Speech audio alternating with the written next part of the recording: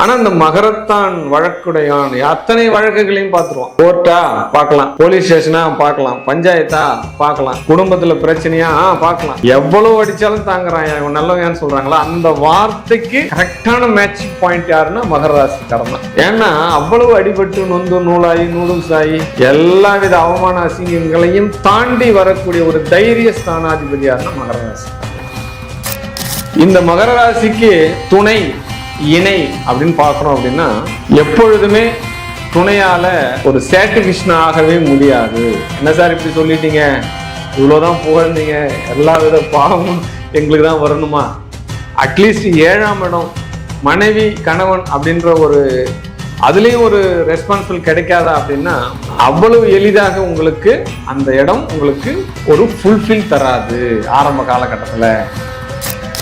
ஏன்னா மகரத்தான் அந்த மாதிரி ஒரு ரகசியமானவனாக இருப்பான். அவனுடைய வாழ்க்கை வெற்றி பெறுவதற்குண்டான சூழலை இணைத்துக் கொள்வான் அப்படின்னு சொல்லுவான். அப்ப இதை நீங்க போய் தவறான உறவுன்னு பண்ண முடியுமா? பண்ணவே முடியாது. ஒரு பேக் போனா இருக்கிறதுக்கு உண்டான துணையை அவன் தேர்ந்தெடுப்பான். ஆனா மனைவியை தாண்டிய துணை அவன் கண்டிப்பாக இருந்தே ஆகும். அது அவனுடைய வெற்றி வாய்ப்புக்கு உண்டான துணையாக ஏற்படுத்திக் கொள்ளும். இங்கதான் அவனுடைய ரகசியம் கொண்டு கிடக்கும். ஒரு மகர ராசியில ஒரு ஆண் இருக்கிறா பெண் இருக்கிறா அப்படின்னா அந்த மகர ராசிக்கு உண்டான கடினமான காலங்களை நீங்கள் கலந்து கொள்ள வேண்டும். இதுதான் மெயின் பாயிண்ட். ஆரம்ப காலத்தில் கடினமான காலங்கள் வரும், நிறைய இழப்புகள் வரும், சொத்து இழப்புகள் வரும், நிறைய அவமானங்கள் வரும், அசிங்கங்கள் வரும். இதெல்லாம் என்ன பண்ணணும்? இந்த மனைவியாகப்பட்டவள் கணவனாகப்பட்டவள் தனக்கு ஏற்பட்டது போல் உணர்ந்து இவர்களிடம் அதை சரிபாதியாக ஏற்றுக்கொள்ள வேண்டும்.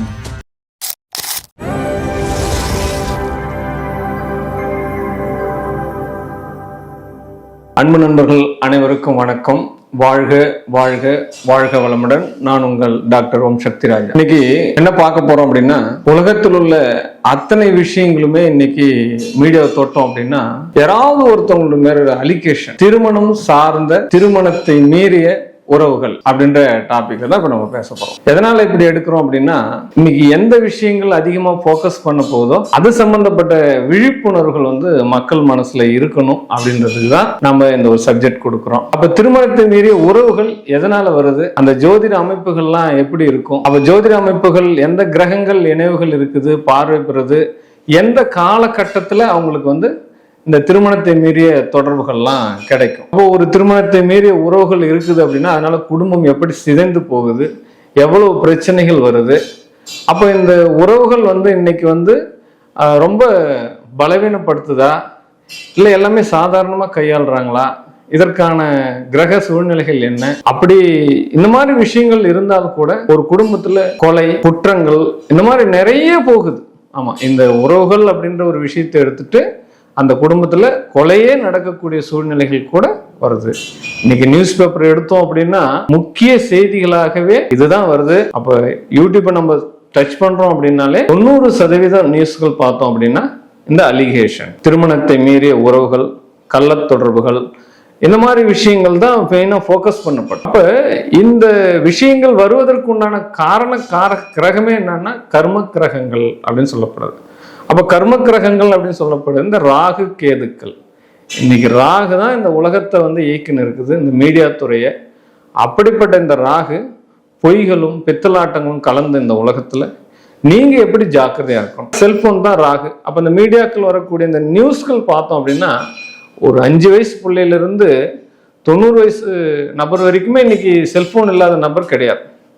இந்த செல்போன்ல நல்ல விஷயங்களும் இருக்குது, தீமையான விஷயங்களும் இருக்குது.